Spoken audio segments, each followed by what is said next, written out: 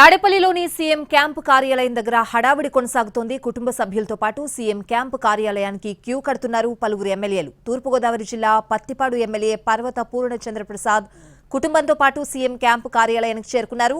తనకు టికెట్ ఇవ్వకున్నా తన కుటుంబ సభ్యుల్లో ఒకరికైనా టికెట్ ఇవ్వాలని జగన్ను కోరుతున్నారు పర్వత ప్రసాద్.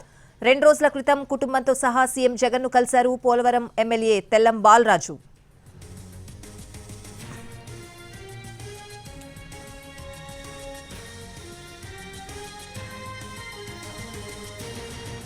తాడేపల్లిలోని సీఎం క్యాంపు కార్యాలయం దగ్గర హడావిడి కొనసాగుతోంది. కుటుంబ సభ్యులతో పాటు సీఎం క్యాంపు కార్యాలయానికి క్యూ కడుతున్నారు పలువురు ఎమ్మెల్యేలు. తూర్పుగోదావరి జిల్లా పత్తిపాడు ఎమ్మెల్యే పర్వత పూర్ణచంద్రప్రసాద్ కుటుంబంతో పాటు సీఎం క్యాంపు కార్యాలయానికి చేరుకున్నారు. తనకు టికెట్ ఇవ్వకున్నా తన కుటుంబ సభ్యుల్లో ఒకరికైనా టికెట్ ఇవ్వాలని జగన్ను కోరుతున్నారు పర్వత ప్రసాద్. 2 రోజుల క్రితం కుటుంబంతో సహా సీఎం జగన్ను కలిశారు పోలవరం ఎమ్మెల్యే తెల్లం బాలరాజు.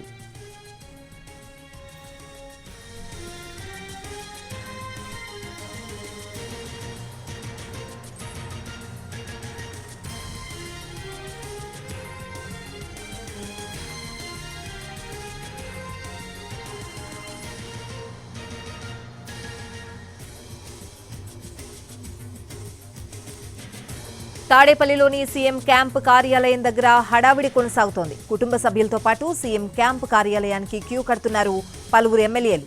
తూర్పుగోదావరి జిల్లా పత్తిపాడు ఎమ్మెల్యే పర్వత పూర్ణచంద్రప్రసాద్ కుటుంబంతో పాటు సీఎం క్యాంపు కార్యాలయానికి చేరుకున్నారు. తనకు టికెట్ ఇవ్వకున్నా తన కుటుంబ సభ్యుల్లో ఒకరికైనా టికెట్ ఇవ్వాలని జగన్ను కోరుతున్నారు పర్వత ప్రసాద్. 2 రోజుల క్రితం కుటుంబంతో సహా సీఎం జగన్ను కలిశారు పోలవరం ఎమ్మెల్యే తెల్లం బాలరాజు.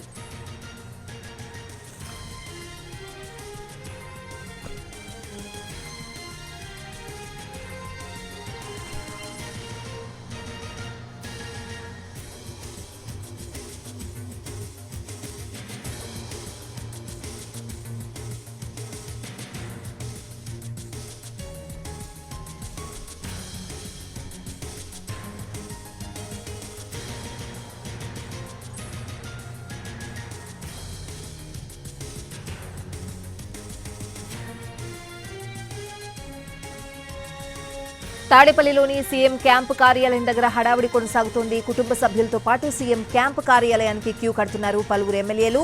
పూర్తి అప్డేట్స్ అడిగి తెలుసుకుందాం. మా ప్రతినిధి పీఎంఆర్ ఫోన్ లైన్ లో ఉన్న లైవ్ అప్డేట్స్ అందించడానికి సిద్ధంగా ఉన్నారు. పీఎంఆర్, ఏం జరుగుతోంది?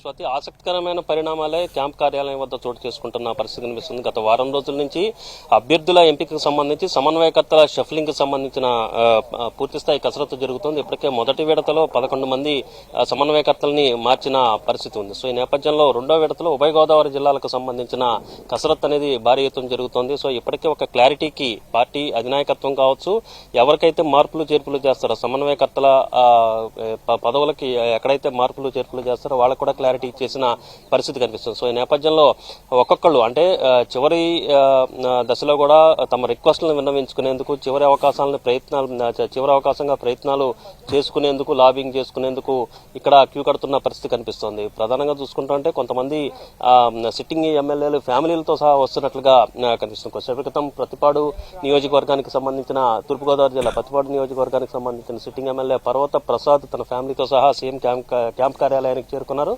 సో మనకి అందుతున్న సమాచారం మేరకు పర్వత ప్రసాద్ కి ఈసారి టికెట్ ఇచ్చే అవకాశం కనిపించడం లేదు. ఆయనకి టికెట్ ఇవ్వడం లేదు. ఆయన స్థానంలో వేరే వ్యక్తిని నియమిస్తారు.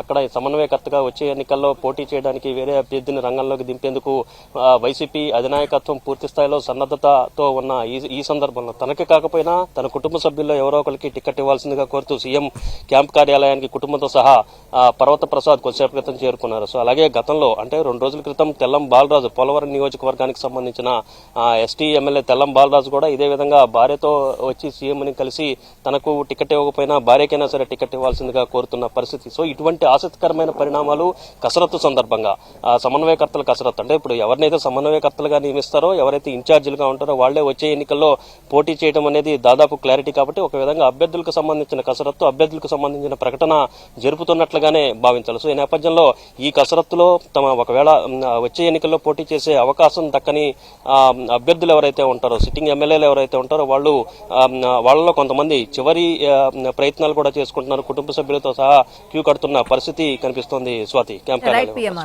Thanks for the updates.